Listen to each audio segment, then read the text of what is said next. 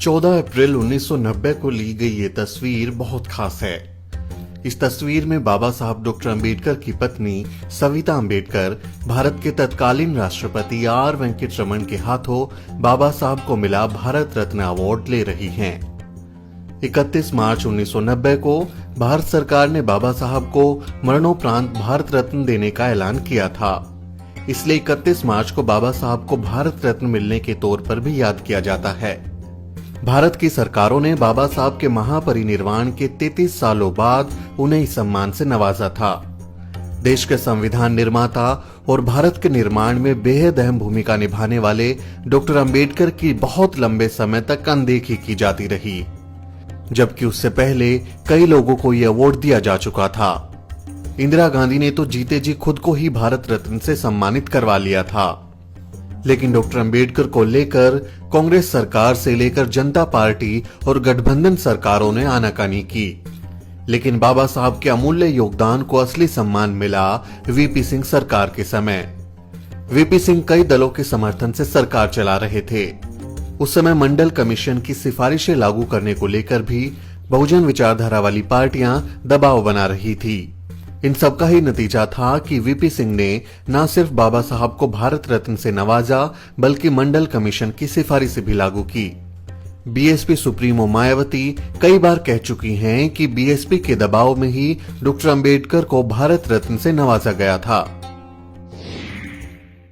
मैं आप लोगों को ये भी बताना चाहती हूँ, खास तौर से जय भीम वालों को, बाबा साहब डॉक्टर अंबेडकर के मानने वाले लोगों को ये भी बताना चाहती हूँ, बाबा साहब डॉक्टर अंबेडकर ने देश का संविधान बनाया और संविधान बनने के बाद तो उनके जीते जी, उनके देहांत के बाद भी तो उनके अनुयायी कांग्रेस पार्टी से वो गुहार करते रहे, अपील करते रहे कि बाबा साहब डॉक्टर अंबेडकर को भारत रत्न की उपाधि से सम्मानित किया जाए।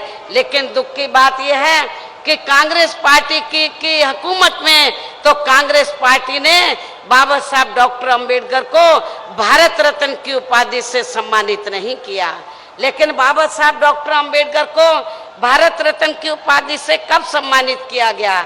आपकी मंडल कमीशन की रिपोर्ट, पिछड़े वर्ग के लोगों को आरक्षण देने के लिए आपकी मंडल कमीशन की रिपोर्ट कब लागू हुई थी? जब 1989 में केंद्र में सत्ता परिवर्तन हुआ और 1989 में हमारे पहली बार 3 मेंबर पार्लियामेंट जीत कर आए थे लोकसभा में। मैं खुद भी 1989 में बिजनौर लोकसभा की सीट से चुनाव जीत कर आई थी। उस समय श्री वीपी सिंह देश के प्रधानमंत्री बने। उन्होंने हमको कहा कि आप सरकार में शामिल हो जाओ। हमने श्री वीपी सिंह को ये कहा, हम सत्ता में तो शामिल नहीं होंगे, हम आपको बाहर से समर्थन दे देंगे, लेकिन हमारी 2 बात माननी होगी। पहला ये कि पिछड़े वर्गों को अभी तक आरक्षण नहीं मिला है, मंडल कमीशन की रिपोर्ट आ गई है, आप इसको लागू कर दो। बाबा साहब डॉक्टर अंबेडकर को जो भारत रत्न की उपाधि से सम्मानित नहीं किया है, इनको सम्मानित कर दो। तो आप लोगों को जानकर ये अच्छा लगेगा कि उस समय तो हमारे विशेष आग्रह पर श्री वीपी सिंह ने फिर मंडल कमीशन की रिपोर्ट को लागू किया। पिछड़े वर्ग के लोगों को सरकारी नौकरियों में, शिक्षा में, अन्य और क्षेत्रों में इनको आरक्षण की सुविधा दी और दलितों के मसीहा परम पूज्य बाबा साहब डॉक्टर अंबेडकर को भारत रत्न की उपाधि से भी सम्मानित किया गया। दरअसल काशीराम साहब उस दौर में बाबा साहब को घर घर तक ले गए थे।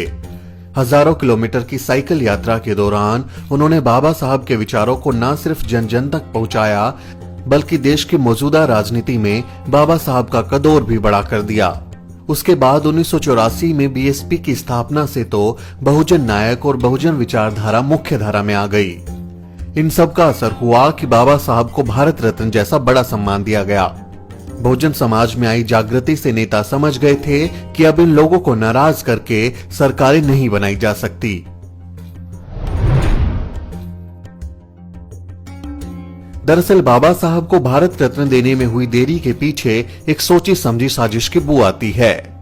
कांग्रेस और बाकी दल नहीं चाहते थे कि बाबा साहब का कद भारतीय राजनीति में और बड़ा हो।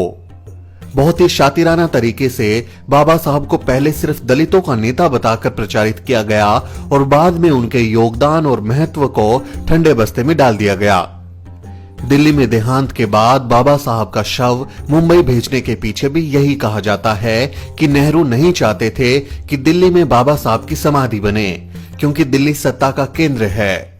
दिल्ली में गांधी की समाधि पहले से थी, इसलिए नेहरू ने बाबा साहब का शव मुंबई भिजवाने के लिए चतुराई दिखाई। अंबेडकरवादी विचारधारा के मजबूत होने का मतलब है बहुजन समाज के लोगों में राजनीतिक चेतना पैदा होना, लेकिन पार्टियां ऐसा नहीं चाहती थी। इसके उलट कांग्रेस जैसी पार्टियां चंद दलितों को अपना चमचा बनाकर रखती थी, लेकिन मान्यवर काशीराम के आंदोलन ने बाबा साहब को एक बार फिर से जिंदा कर दिया था।